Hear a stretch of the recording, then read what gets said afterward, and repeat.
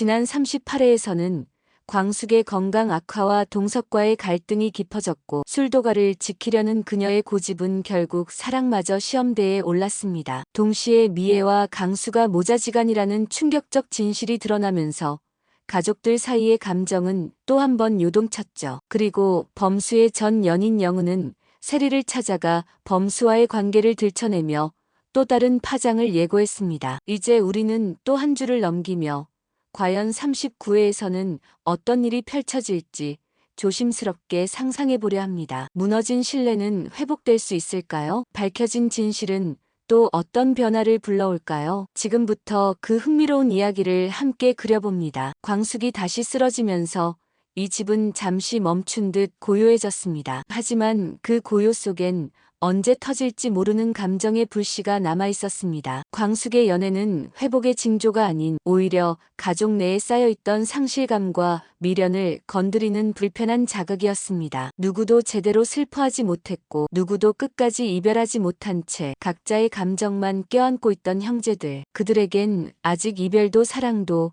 모두 미완의 숙제였습니다. 형수님 정말 괜찮으신 걸까? 이렇게까지 무리하실 줄은 몰랐어요. 형님 떠나시고 그 빈자리 채우려 혼자서 버티신 거겠죠. 근데 우리 그런 형수님 마음 안 보려고 했던 것 같아요. 봤지만 보기 싫었지. 형님 자리에 누군가가 있다는 게 그냥 용납이 안 됐어요. 이 집의 진짜 균열은 광숙의 사랑이 아니라 각자의 이기심과 미완의 상실에서 시작된 것인지도 모릅니다. 그들은 지금 가장 깊은 진실과 마주하게 됩니다. 도대체 왜 이러는 거야? 집을 내놓을 거면 최소한 말은 해야 할 거 아냐? 말했으면 당신이 막았겠지. 이혼도 안 하고 남편도 아닌 척하면서 이제 나도 나대로 살려고 해. 그 집은 아버지의 피와 형제들의 손때가 묻은 곳이야. 돈으로 환산할 수 있는 공간이 아니라고. 술도가의 매각은 단순한 재산 문제가 아니었습니다. 그것은 이 가족이 세워온 기억과 정체성을 뒤흔드는 선언이었고 동시에 천수가 숨기려 했던 과거의 끝을 끌어올리는 계기였습니다. 이젠 제발 그만해요. 몸도 맘도 다 망가졌잖아요. 당신 없이 이 집 안 돌아가요. 이 일을 멈추면 내가 나를 놓아버릴 것 같아요. 그 사람 지키려 했던 시간들까지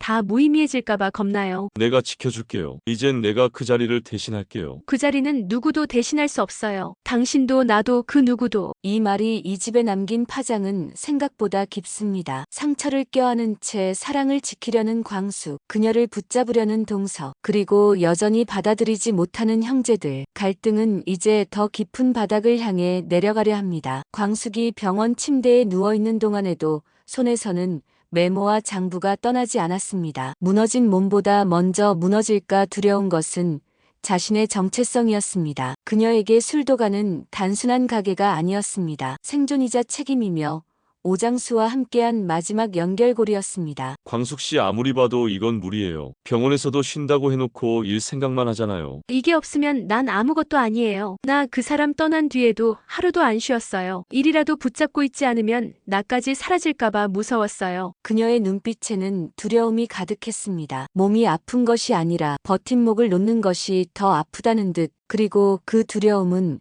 곧 동석을 향한 거리감으로 이어졌습니다. 그 사람 대신 당신 옆에 있고 싶은 게 죄는 아니잖아요. 당신이 아프면 내가 아프고 당신이 웃으면 나도 웃고 싶어요. 근데 지금 당신은 내 진심이 무게가 된다는 듯 바라봐요. 당신 마음 알아요. 고마워요. 하지만 지금은 누가 날 붙잡는 것도 위로하는 것도 다 벅차요. 스스로 일어설 수 있어야 그제야 당신 곁에 설 수 있어요. 그녀는 여전히 애도 중이었습니다. 누구보다도 강인했지만 누구보다 무너져 있었던 사람. 동석은 한 걸음 다가가려 할수록 그녀와의 거리감만 실감했습니다. 지금 이 순간 사랑은 가장 아픈 이름이 됩니다. 지켜주려는 손길도 함께하고픈 마음도 때론 상처가 될 수 있습니다. 내가 나를 버티게 했던 게 술도가였어요. 그걸 내려놓으라고 하면 난 더 이상 나일 수 없어요. 그럼 내가 도와줄게요. 함께 하자고요. 당신이 다시 일어나려 할 때 곁에 있을게요. 억지로 붙잡지 않을게요. 동석은 처음으로 물러서는 선택을 합니다. 사랑은 밀어붙이는 것이 아닌 기다림이라는 것을 그는 이제야 배워갑니다. 형수님 괜찮으세요? 응 강수야 와줘서 고맙다. 형제들이 하나둘 다시 그녀 곁으로 모이기 시작합니다. 이젠 그녀가 중심이 아니라 함께 버텨야 할 가족으로서 광숙을 바라보려는 작은 변화들이 일기 시작합니다. 모든 갈등이 잠시 멈춘 듯 했던 그때 또 하나의 파문이 조용히 다가오고 있었습니다. 독고탁은 미애가 건넨 유전자 검사지 한 장을 들고 깊은 숨을 들이켰습니다. 그리고 그 진실은 단 한 사람의 인생을 송두리째 흔들 준비를 하고 있었습니다. 이걸 어떻게 말해야 하나. 이걸 밝히는 순간 강수 인생이 통째로 바뀔 텐데.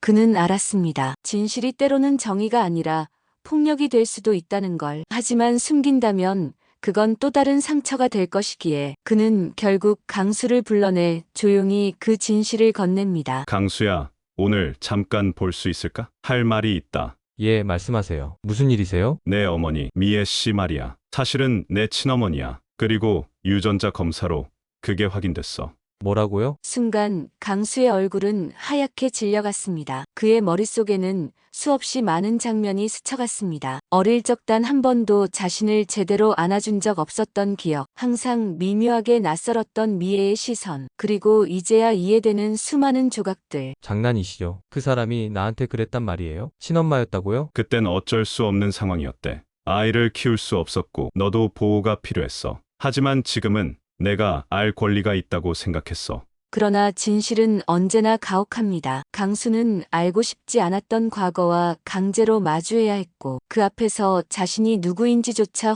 혼란스러워졌습니다. 그럼 지금까지 우리 가족들은 나도 형제들이랑 진짜 가족이 아니었던 건가요? 나는 어디에 속한 사람인가? 진실이 밝혀지는 순간 사람은 가장 깊은 외로움과 마주하게 됩니다. 하지만 이 진실을 모른 척할 수 있을까요? 그 사람이 나한테 왜 아무 말도 안 했을까요? 어떻게 그렇게 나를 보고도 아무렇지 않게. 그 사람이 널 외면한 게 아니야. 너를 보호하고 싶었던 거야. 하지만 이제는 내가 받아들이든 아니든 넌 진짜를 알아야 할 때라고 생각했어. 강수는 흔들리는 눈동자 속에서 복잡한 감정과 부서진 신뢰를 껴안고 있었습니다. 그리고 그 감정은 결국 한 사람에게로 향합니다. 미애 씨, 오늘 저랑 얘기 좀 하시죠. 더는 피하지 마세요. 따스했던 저녁 햇살이 창가로 스며드는 시간, 세리는 조용히 한이의 얼굴을 바라보고 있었습니다. 잠든 아기의 호흡은 고르고 평화로웠지만 세리의 눈빛은 어딘가 불안했습니다. 행복한 일상이 언제 깨질지 모른다는 예감은 종종 현실보다 더 빠르게 마음을 흔들어 놓습니다. 한이야, 넌 아무것도 모르겠지. 그냥 꿈만 꿨으면 좋겠는데. 그 순간 현관 벨소리가 울렸습니다. 세리는 망설이다 문을 열었습니다. 문 앞에 선 사람은 다름 아닌 영은. 예상치 못한 얼굴 앞에서 세리의 손끝이 떨리기 시작했습니다. 하지만 놀라움보다 더 앞선 건 본능적인 방어 심리였습니다. 여기까지 무슨 일이시죠? 지금 한이 자고 있어요. 이 시간에 오시면 곤란해요. 그래서 더 와야 했어요. 그 아이 내 딸이에요. 내가 모른 척하고 살긴 힘들 것 같아서요. 영은의 말은 차분했지만 그 속에는 포기할 수 없는 집착과 미련이 깃들어 있었습니다. 세리는 순간적으로 밀려오는 공포와 불안 속에서도 담담함을 유지하려 애썼습니다. 당신이 떠났던 이유 잊으신 건 아니죠? 내가 떠난 건 그땐 내가 너무 약했어요. 근데 지금은 아니에요. 당신 범수 씨랑 찍힌 사진 SNS에 올려놓은 거 다 봤어요. 하지만 지금 단순한 질투 이상의 일이 벌어지려 하고 있었습니다. 감정은 통제되지 않는 순간 칼처럼 날카로워지며 상처를 남기기 시작합니다. 지금 협박이라도 하려는 건가요? 한이는 내 딸이에요. 당신이 뭘 하든 그건 바꿀 수 없어요. 세리는 말없이 문을 닫으려 했습니다. 그러나 영은은 문 사이에 발을 넣었습니다. 그 순간 한이의 작은 울음소리가 방 안에서 퍼졌고 두 사람의 숨결은 동시에 무거워졌습니다. 그 아이 다시 상처받게 하지 마세요. 정말 그건 안 돼요. 그 말에 영은은 처음으로 눈을 내리깔았습니다. 그녀 역시 모성의 본능 앞에서 흔들렸던 것입니다. 하지만 흔들린다고 해서 물러서는 것은 아니었습니다. 나 변했어요. 다시 시작하고 싶어요. 범수 씨랑 그리고 한이랑 우리 가족으로. 그녀의 말은 애틋했지만 그 애틋함 속엔 위태로운 불안이 감돌고 있었습니다. 사랑과 후회 그리고 다시 시작하고 싶은 욕망이 뒤엉킨 감정. 그러나 그것이 지금의 세리에게는 위협일 수밖에 없었습니다. 그 순간 세리는 마음속으로 되뇌입니다. 이 아이를 지켜야 해. 누구에게도 뺏길 수 없어. 그리고 그 결심은 다음 행동으로 이어지게 됩니다. 밤은 점점 깊어가고 있었습니다. 술도가 외벽에 달린 조명이 간신히 골목길을 밝히고 있었고 범수는 그 불빛 아래 혼자 앉아 있었습니다. 손에 쥔 사진은 세리와 한이가 함께 웃고 있는 모습. 그러나 그의 눈앞에는 영은의 그림자가 다시 어른거리고 있었습니다. 그리움과 원망, 책임과 후회, 마음 한구석에서 엉켜버린 감정들은 쉽사리 풀어지지 않았습니다. 왜 이제 와서 아무 일도 없었다는 듯 다시 시작하자니. 그 순간 뒤에서 조심스레 걸어오는 발소리. 범수가 고개를 들자 그곳엔 영은이 서 있었습니다. 두 사람 사이엔 무거운 침묵이 흘렀습니다. 그 침묵은 때론 말보다 더 많은 감정을 담고 있었습니다. 한이 잘 자더라. 세리 씨가 잘 보살피고 있어. 하지만 그래도 난 엄마야. 그 애의 진짜 엄마. 진짜 엄마가 그 아이를 떠났던 것도 사실이지. 힘들었단 말 이제는 그만해. 그땐 나도 한이도 너무 어렸어. 하지만 그 누구도 철들기엔 너무 벅찼던 시간. 두 사람은 서로를 이해하지 못한 채 떠나고 남겨졌던 상처만을 붙잡고 있었습니다. 그땐 내가 무너졌었어. 아무것도 감당 못했고. 그렇지만 지금은 다르다고. 내가 지금이라도 돌아와서 우리 다시 시작하면 안 될까? 영은아, 세월이 멈춰있던 건 너뿐이야. 나는 한이를 보면서 계속 앞으로 나아갔어. 그 아이가 나를 버티게 했고 세리가 나를 다시 사람답게 만들었어. 범수의 목소리는 단호했지만 그 안엔 아직도 흔들리는 미련이 남아 있었습니다. 지나간 사랑이란 완전히 사라지지 않은 채 늘 마음속 어딘가에 스며 있는 법입니다. 그럼 나한텐 기회도 없는 거야? 딱 한 번만 가족으로 다시 나를 받아주면 안 돼? 가족은 그냥 돌아온다고 되는 게 아니야. 내가 떠났던 그 순간 우리 셋은 다 무너졌어. 지금은 더 이상 무너지고 싶지 않아. 그 순간 술도가 안에서 문이 열리고 세리가 나옵니다. 그녀는 말없이 두 사람을 바라보며 걸어옵니다. 세리의 표정에는 분노도 불안도 없었습니다. 다만 한이를 지켜야 한다는 단단한 결심만이 남아 있었습니다. 들었어요. 범수 씨 말 다 들었어요. 이젠 더 이상 누구도 상처받지 않게.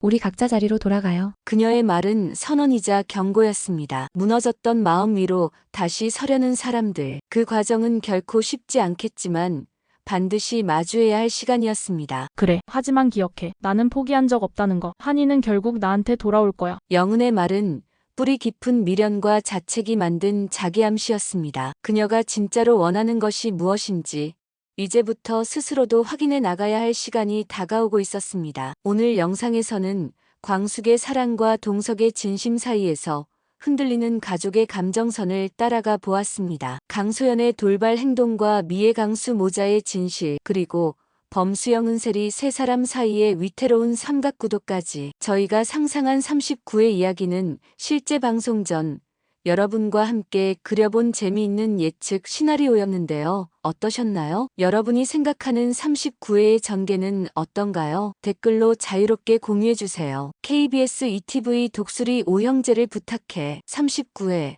너무 기다려지지 않나요? 구독과 좋아요 눌러주시면 빠르게 다음 회차 스토리를 보실 수 있습니다. 끝까지 시청해주셔서 감사합니다.